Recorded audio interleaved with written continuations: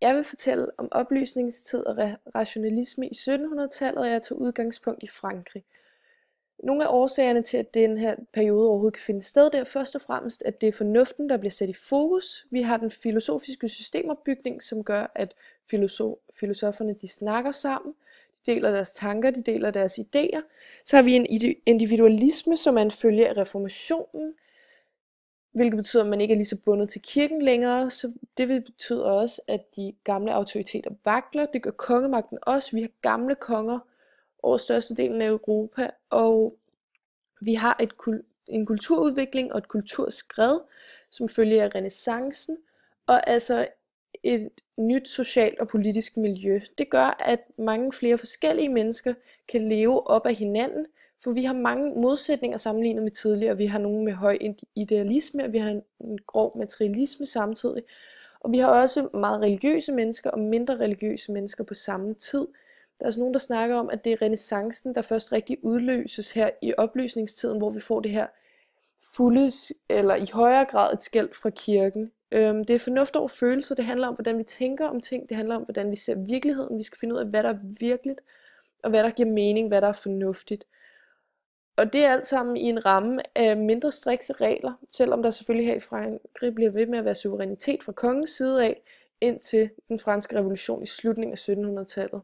Men en af de vigtigste filosofer i den her periode, det er Voltaire. Han hedder oprindeligt François-Marie Arouet og er født i 1694 og dør i 1778. Der er et ord, der hedder voltairenismen, og man kunne godt tænke, at det var noget, der meget markant ville definere ham, men det er defineret i leksika som spotsk vantro i religiøse forhold, og det kan du ikke decideret sige har noget med ham at gøre. Men han kritiserede også kirken rigtig meget, men noget andet han tog sig rigtig meget af også, det var ytringsfrihed og menneskerettigheder. For han var den her alvidende doktrinær, der udtalte sig om en helt masse forskellige problemer på baggrund af mange forskellige videnskabelige artikler. Og han talte rigtig godt for sig, og var derfor også farlig for kirken. Selvom han var deist, som altså betyder, at han tror på Gud, men det betyder også samtidig, at han ikke tror, at Gud som sådan har nogen indflydelse på vores liv her på jorden. En anden filosof, som også er meget kendt, det er Jean-Jacques Rousseau. Han levede fra 1712 til 1778.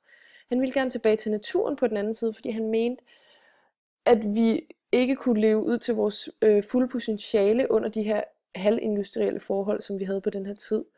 Men han havde dårlige nerver, og siden blev han også udstødt af de andre filosofer, fordi han altså modarbejdede deres idé, som også var Voltaires idé om kultursamfundet og videnskaben. Så det betød, at han kom i konflikt med dem.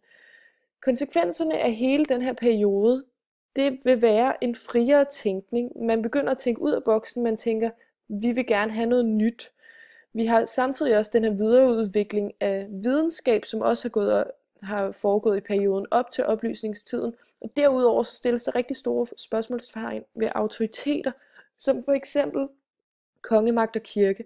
Og her i Frankrig så fører det altså til den franske revolution, som jo giver genlyd over hele Europa, og som har stor indflydelse på styreformen over hele verden i dag.